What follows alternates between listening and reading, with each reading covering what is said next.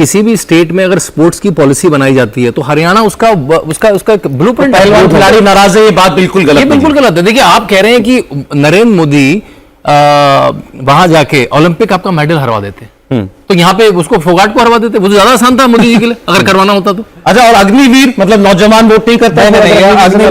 अग्निवीर वाला एक जनरल ही मतलब प्रोपेगेंडा सा चला दिया था। Agniveer is not an issue on ground. ये पहले भी ये बात उठी थी, उसके बाद भी ये बात किसान अग्निवीर के नाम की रख दूं, जवानों के नाम पर अगर हरियाणा के अंदर वोट पड़ेगा तो वो भाजपा को पड़ेगा, वो कांग्रेस पार्टी को नहीं पड़ने वाला। तो ये नौजवानों का वोट जो है कांग्रेस को नहीं मिला, कांग्रेस की थाली से निकल के आ गया बीजेपी की थाली में, वो वोट भी आ गया। किसान लेकर आने, आप किसान भी लेकर आइए। देखिए, एमएसपी 24 की 24 फसलों पर एमएसपी देना, 2-4 रहने दो इसमें अर्जुन, 2-4 रहने दो इसमें। रिजल्ट हो गया ना, हमने मैंडेट देख लिया, तो ये मेजॉरिटी बन गई। किसानों के नाम का कह रहे हो? किसानों के वोट पड़ा है हर जगह का। भाई ये वोट गांव के वोट के बिना तो नहीं आ सकती है, नहीं आ सकता, इतना मैंडेट पॉसिबल ही नहीं है। No Haryanvi left behind, no Haryanvi left behind. कोई ऐसा हरियाणवी, कोई ऐसा ब्लॉक नहीं था हरियाणा के अंदर। लीजिए, ये किसानों के नाम का आ गया। महिलाओं के नाम का, महिलाओं ने वोट के बेटी बचाओ बेटी पढ़ाओ इतना बड़ा मुद्दा रहा है, वो पूरे देश के अंदर अगर मुद्दा बना, वो हरियाणा से शुरू हुआ था और इसका आपको रिजल्ट दिखता है। आपको सेक्स रेशो के अंदर, चाइल्ड सेक्स रेशो के अंदर आपको मिलता है, एसआरबी के अंदर आपको इंप्रूवमेंट मिलता है, महिला थाने बने हैं हरियाणा के अंदर। तो इससे पहले आप इमेजिन नहीं कर पाते, ऐसी सिचुएशन थी। चलिए, आप 2-4 बात कश्मीर की भी कर लीजिए, इसमें वैसे 5-6 पीसी रह गए। 6 सीटें आई है कांग्रेस, 6 सीटें आई है कांग्रेस। कांग्रेस का स्ट्राइक बहुत खराब रहा। वो कहना चाह रहे हैं कि कांग्रेस का तो मुद्दा था ही नहीं, थाली पूरी की पूरी थी ही हरियाणा की। ऐसा ही लग रहा है इसको देख करके। लेकिन आप देखिए कि हवा कैसी बनाई, जम्मू कश्मीर के अंदर सबसे ज्यादा वोट बीजेपी को पड़ा। बिल्कुल, नेशनल कॉन्फ्रेंस की सीटें वहां आपको 50 दिख रही हैं, बीजेपी की 30 से कम दिख रही हैं, वोट सबसे ज्यादा बीजेपी को पड़ा है। देखिए, 1 महीना पहले तक जम्मू में जो स्थिति थी बीजेपी की, 12 से 15 सीट का असेसमेंट्स आ रहे थे, बहुत सारे असेसमेंट्स जो हुए, लेकिन बीजेपी ने आखिरी 1 महीने में जो जीतोड़ मेहनत करी जम्मू के अंदर, और जम्मू भी पूरा हिंदू डोमिनेट जम्मू है ऐसा नहीं, उसमें मुस्लिम डोमिनेट 16 सीटें थी। 16 सीटों में यह था कि अगर 16 की 16 पे अगर वर्चस्व रहेगा कांग्रेस और एनसी का तो बीजेपी के लिए मुश्किल होगा। लेकिन बीजेपी ने बारीकी से असेसमेंट किया और उन मुस्लिम डोमिनेटेड सीट्स में भी वहां से सीट जिता के लाए। किश्तवाड़ वगैरह देखिए, वहां से लोग जीते हैं। काफी अच्छी प्लानिंग की बीजेपी ने, अगेंस्ट ऑल ऑड्स करी। जो नैरेटिव पिछले 3-4 महीने से चल रहा था, वो देखिए कम्युनिकेशन भी थोड़ी सी तो ढीली पड़ गई थी बीजेपी की, कॉन्फिडेंस ढीला हो गया था। और बीजेपी के जो समर्थक हैं वो थोड़े से इमोशनल समर्थक होते हैं, वो लोग उठते भी हैं तो फिर बिल्कुल जोश से, और फिर जब ढलान में आते हैं तो फिर बहुत लोगों ने कहा था रजत 2000 लोकसभा चुनाव के नतीजों के बाद कि बीजेपी का अपना काडर बहुत नाराज था। उत्तर प्रदेश की बात वो कर रहे थे, मतलब वो एक तरीके से लापरवाह हो गया था, या शायद उसको ये लगा कि मुझे शेयर नहीं मिलता मेरी सरकार होने के बावजूद पार में।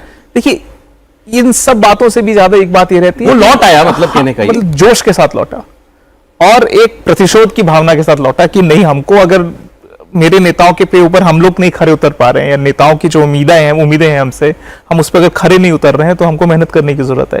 इसलिए आरएसएस भी सक्रिय हुआ, आरएसएस मेजर आरएसएस सक्रिय हुआ। ये तो एक मेजर पॉइंट है। आरएसएस ने हरियाणा में और जम्मू में जिस सक्रियता से काम किया, उन्होंने भी कोर्स करेक्शन किया मेजर लेवल पे। जैसे राम माधव जी का वापस आए, कश्मीर देख रहे थे। हरियाणा के अंदर मुझे किसी ने कहा कि दर्जनों सभाएं आरएसएस ने की हैं। इतनी समन्वय बैठक हुई है क्योंकि सबको मालूम था, क्योंकि नैरेटिव 1-1.5 महीने से चल रहा था कि बीजेपी हार रही है।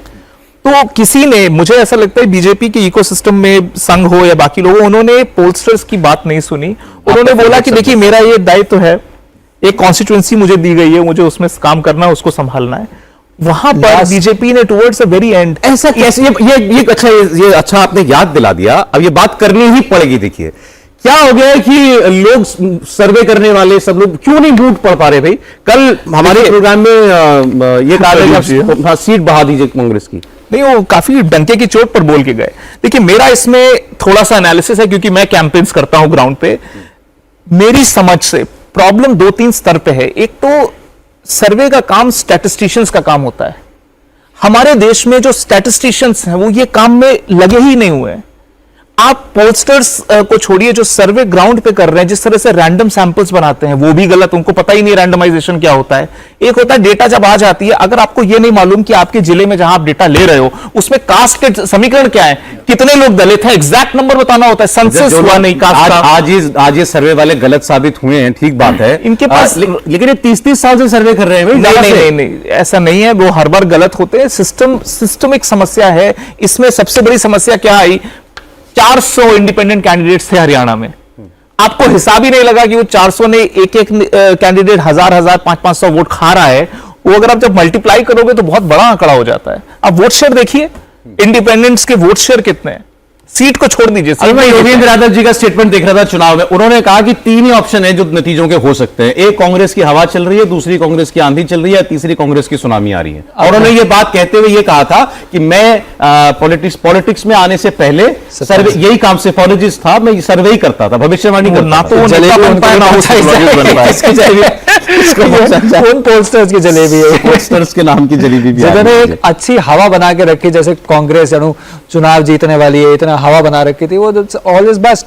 और दूसरी एक बात है, मैं बोलना चाहूंगा कि भाई आप ये समझिए कि लोकसभा का जो रिजल्ट था हरियाणा के अंदर, 10 में से 5 सीटें जीते थे, तो लोगों को जनरली मासेस इलेक्टोरेट को या वोटर को ये अच्छा नहीं लगा मेरे ख्याल से, क्योंकि मोदी को वीक होता नहीं देख सकते, प्राइम मिनिस्टर मोदी को वीक पोजीशन पर नहीं दे सकते। और जैसे ही वो दिखा, because nobody was anticipating even in Lok Sabha elections कि ये रिजल्ट रहेगा, सबको दिखा, सबने everybody pulled up their socks के भैया अब इसको करेक्ट करना पड़ेगा। और वो करेक्ट करेंगे कैसे? वो करेक्ट होगा ये बार बार समन्वय वाली बैठकों से, बार बार होगा संघ को इन्वॉल्व करके, बार बार होगा संगठन को अच्छे से, हर किसी को जो रोल असाइंड है वो अपना काम पूरे अच्छे से करेंगे, और उसी का नतीजा है जो हम यहाँ पे सीट्स देख रहे हैं। 240 आने के बाद जो कुछ कहा गया नरेंद्र मोदी के लिए, राहुल गांधी ने जो कुछ कहा, कॉन्फिडेंस खत्म हो गया उनका, 56 इंच की छाती अब दिखाई नहीं देती है, मुंह लटका के चलते हैं, आंख नहीं मिलाते हैं।